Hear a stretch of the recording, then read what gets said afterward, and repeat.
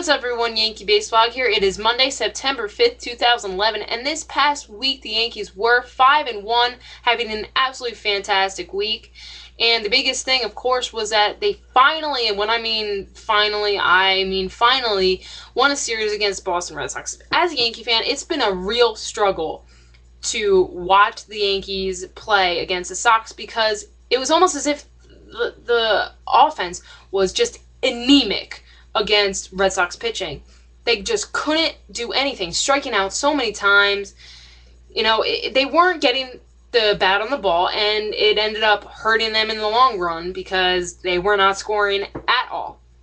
But the series was great. They won 2 out of 3, and each game was pretty much a battle. I mean, till the end. That's the beauty of Yankee Red Sox, is that, actually, not the beauty, that is like the worst thing about Yankee Red Sox, is that you never know what the final score is going to be, because at one point it could just change like that. But in any case, you know, the Yankees played good against the Sox, and they finally were getting hits. They were getting guys on base. They probably didn't score as many runs as they should have because of how many guys they actually did get on base. But, you know, they ended up winning, and the W is a lot more important than the actual score. So, of course, CC Sabathia finally got a win against the Sox. And, you know, it was a battle. It was a real battle. He gave, he only pitched 6 innings. Gave up 10 hits, but had 10 strikeouts, and, you know, he pitched 128 pitches. You know, it was a real battle for him, but a lot of guys did get on base, but he got out of it, only gave up 2 runs, and the bullpen sealed the deal, and the Yankees ended up winning 5-2, and other than that, the A.J. Burnett, you know, they lost the second game, but let's get to the third game. A.J. Burnett, of course, I'm not satisfied. And, you know, he had a decent start. It wasn't that great. You know, a lot of people were saying, oh, A.J., he pitched really good against the Sox. I mean, yeah, it was better than how he's been pitching, because he's been pitching really bad the past, like, 3 months. But, you know, I'm not satisfied with the way he was throwing even against the Red Sox.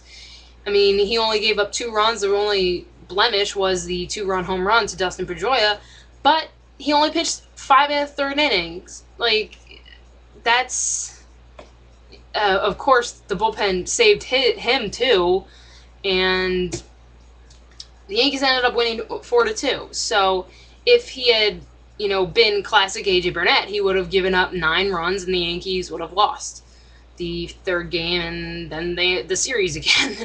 So, I mean, I don't want to be negative, because actually I just spent a minute being negative about A.J. Burnett, but, you know, the Yankees had a great week. They were scoring a lot of runs, and I probably forgot to mention that they swept the Toronto Blue Jays. Jesus Montero, he came up, he had a couple of hits. Even today, Monday, he had his first 2 home runs in the big leagues. But actually, those 2 home runs ended up being the game changer and the winners, essentially.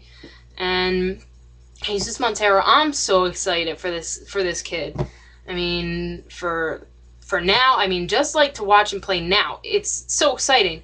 But come playoff time, most likely he will be on the playoff roster, and he's the best DH the Yankees got. I'm sorry, Jorge, but you could be mad all you want, but if you're not producing, you're not producing. I've said this so many times before, and Jesus Montero has come up, and he's like essentially hit more home runs than you. Actually, that's not true.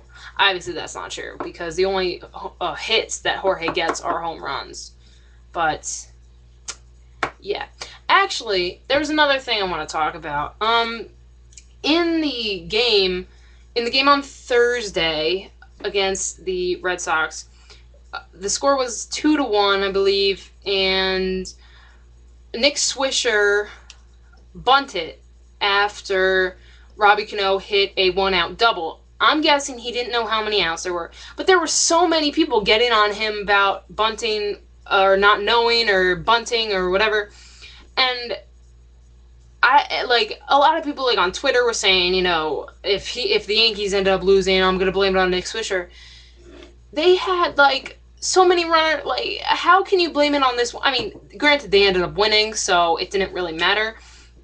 But how can you blame it on this one guy who was who thought, you know, it was good strategy at the time? He thought there was no outs, and the Yankees had like the bases loaded in the first inning, and they couldn't really score, or they only scored one run, and you know, it's just things like that that make me so mad. Like, why would you be mad at him for trying to, you know, sacrificing himself to get the guy over? You know, he's a good hitter. He's been on fire for the past month and a half, and you're gonna get like all like, oh, it's Nick Swisher's fault that we're gonna lose.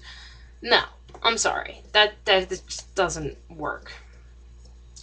But anyway, I guess that's it. I can't believe I talked for 6 minutes. I told myself that this was going to be a quick video, but I'm still talking. So that will be it. I will see you soon. I think I'm going to do another, like, little video sometime this week. I don't know. I'm starting school Wednesday, so that sucks. But that is it. I'll see everybody when I see you.